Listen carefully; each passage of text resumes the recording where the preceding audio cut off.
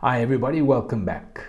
I'm sure we realize that our salvation is a gift from God.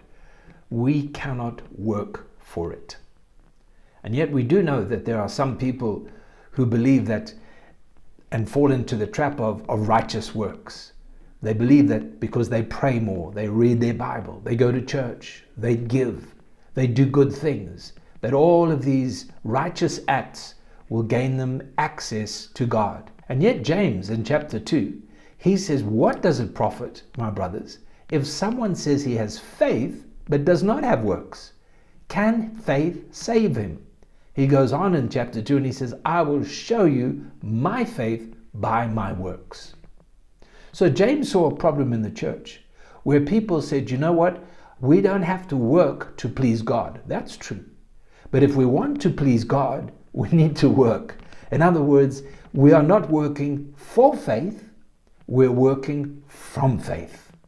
Because of our faith in God, because of the gift of salvation, because of our relationship with the Lord, we work for Him.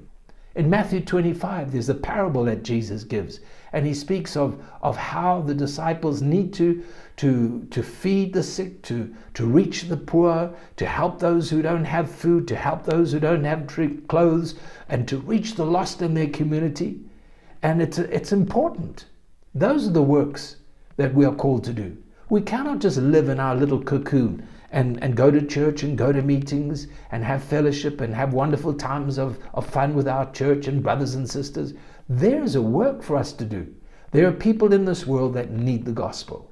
There are people in this world that have needs, physical needs. They need to be visited. They need to be encouraged. They need to be prayed for. Some need financial help. Some need clothes. Some need food. Some need things to drink. Some need, just a word of encouragement. Those are the works that God is looking for. And the Bible says we are going to give an account, not of what we have, but of what we have done with what we have. So read the Bible, read the scriptures about the life of Jesus and how He ministered. That's our model, that's our pattern. Even Paul the Apostle, when he reported to the elders in Jerusalem, they told him, yes, we know that you're a man of faith and full of power in the Holy Ghost, but don't forget the poor. Don't forget those who are in need. And that's what God is looking for. So at the end of our time, we will face the Lord and we will hear, well done, thou good and faithful servant. We have served the people with what we have in a righteous, faithful way. God bless you.